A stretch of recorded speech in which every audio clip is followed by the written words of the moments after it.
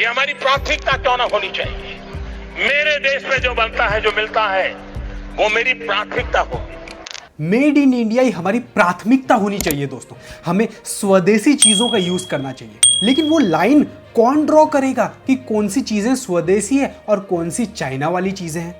हम बॉयकॉट करेंगे दोस्तों, लेकिन आंखें बंद करके ब्लाइंडली बॉयकॉट नहीं करेंगे। हम सेंसिबल तरीके से एकदम प्लान्ड बॉयकॉट करेंगे। कहते हैं दुश्मन पर तब तक हमला नहीं करना चाहिए जब तक हम खुद सक्षम नहीं हो जाए। अगर हमने ब्लाइंडली बॉयकॉट किया, अगर हमने आंखें बंद करके दुश्मन पर हमला किया, तो सामने वाले से ज्यादा नुकसान हमें खुद को झेलना पड़ेगा। दोस्तों, आज की इस वीडियो के अंदर हम ब्लाइंड बॉयकॉट और उससे होने वाले प्रभाव के बारे में पता करेंगे, और प्लस किस तरीके से सेंसिबल तरीके से प्लान्ड तरीके से हम बॉयकॉट कर सकते हैं उसके बारे में भी चर्चा करेंगे। काफी सारी पब्लिक है जो ब्लाइंडली बॉयकॉट करने पर बिलीव करती है। वो कहती है कि यार ओप्पो, वीवो, शाओमी, इन फोनों को छोड़ दो, बॉयकॉट कर दो। चाइना से जो भी सामान आ रहा है या फिर चाइना से बनी हुई कोई भी चीजें आ रही है उसे कंप्लीटली बॉयकॉट कर दो। तब तो आप सभी को फ्लिपकार्ट को भी बॉयकॉट कर देना चाहिए, क्योंकि उसके अंदर भी चाइना का इन्वेस्टमेंट है। और सिर्फ फ्लिपकार्ट ही क्यों, मेरे पास में आपके लिए बहुत सारी ऐसी लिस्ट है, बहुत सारी ऐसी कंपनीज है जिसके अंदर चाइना का इन्वेस्टमेंट है। तो क्या हम सब इन सारी कंपनीज को बॉयकॉट कर देंगे? नाम सुनना चाहते हो?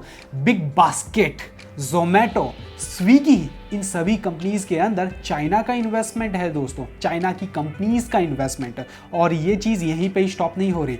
स्नैपडील, ओला जो आप यूज करते हो, पेटीएम जो आपके सारे शॉप्स के अंदर हम लोग को देखने को मिलता है, पॉलिसी बाजार ऑनलाइन जो आप पॉलिसी खरीदते हो, डिलीवरी, ओयो, ये सारी की सारी कंपनीज के अंदर डायरेक्टली या इनडायरेक्टली चाइना का इन्वेस्टमेंट है दोस्तों। तो क्या हम लोग ब्लाइंडली अगर सब चीज़ों को बॉयकॉट करने बैठे तो इन चीज़ों को भी हमें बॉयकॉट कर देना चाहिए? सही है या नहीं, ये आप पे मैं छोड़ता हूँ।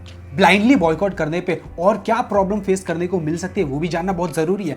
शाओमी, ओप्पो, वीवो, चलिए उन सभी को बॉयकॉट कर देते हैं, और फिर क्या होगा, क्या आपने कभी सोचा है? सैमसंग जैसी companies Samsung M11, Samsung M01 type के स्मार्टफोन्स लॉन्च करने लग जाएगी। हमें वो टेक्नोलॉजी जो चाहिए हमको वो नहीं देगी, जो भी मनमर्जी प्राइस होगी वो इंक्रीज कर देगी। पिछले जो पास्ट है उससे हम लोग को देखने को पता चलता है कि सैमसंग कभी इनोवेटिव चीज़ें नहीं लाता था बजट सेगमेंट के अंदर, एंट्री लेवल सेगमेंट के अंदर। उसकी जो प्राइसेस होती थी वो काफ़ी ऊपर होती थी। ये कब कम हुई है, कब हमें न्यू लेटेस्ट टेक्नोलॉजी मिली है? जब बाकी सारी कंपनीज इंडिया के अंदर आई और कंपटीशन क्रिएट किया। अगर हम इन सारी चीज़ों को, सारी कंपनीज को ब्लाइंडली बॉयकॉट कर देते हैं, प्लान्ड बॉयकॉट नहीं करते, तो हमें मिलता है सिर्फ सैमसंग, एसुस जैसी कंपनीज जो सारी के सारे माहौल को एकदम उल्टा कर देगी। हमें वैल्यू फॉर मनी चीजें नहीं मिलेगी दोस्तों। एक और चीज है जो मैं आपके साथ में शेयर करना चाहता हूं, शाओमी, ओप्पो, वीवो, ये सब इंडिया के अंदर असेंबलिंग करती है, मेड इन इंडिया प्रोडक्ट बनाती है। मेड इन इंडिया प्रोडक्ट, ये हमारी प्राथमिकता क्यों ना होनी चाहिए। तो इसके जो पार्ट्स जो बाहर से आते हैं उससे इंडियन गवर्नमेंट को इंपोर्ट ड्यूटी के रूप में रेवेन्यू, बहुत सारा पैसा मिलता है। इतना ही नहीं, इंडिया के अंदर बहुत सारी पब्लिक को एम्प्लॉयमेंट भी मिलता है दोस्तों। उनको सैलरी मिलती है, उस सैलरी से इनकम टैक्स के रूप में जो टैक्स जाता है वो सरकार के पास जाता है। इनफैक्ट जो स्मार्टफोन्स बिकते भी हैं उसके ऊपर जो जीएसटी लगता है वो भी सरकार के पास में जाता है दोस्तों।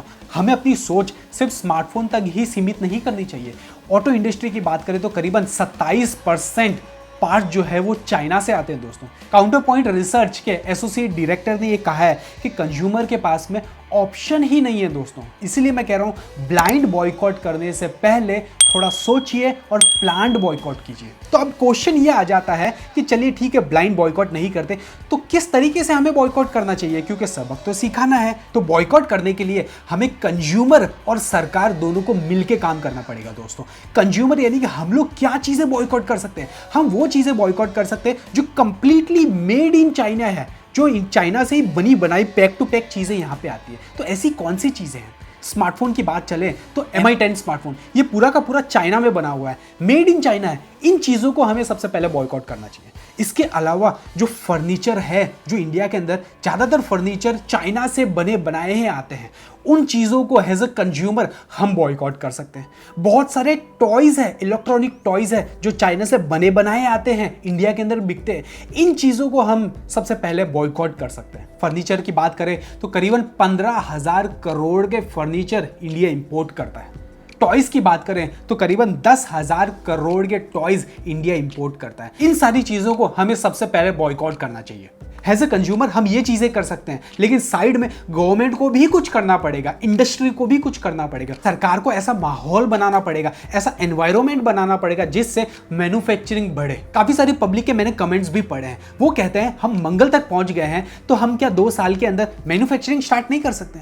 भाई साहब, हम मंगल तक सिर्फ 2 साल में नहीं पहुंचे हैं। PSLV रॉकेट बनाने में और ये पूरा मंगल मिशन डिजाइन करने में हमें 10-15 साल के ऊपर लग चुके हैं। ये सारी चीजें सिर्फ 1-2 साल की नहीं होती दोस्तों, इसलिए प्लांट बॉयकॉट करना बहुत ही जरूरी है दोस्तों, वरना हमें ही नुकसान हो सकता है।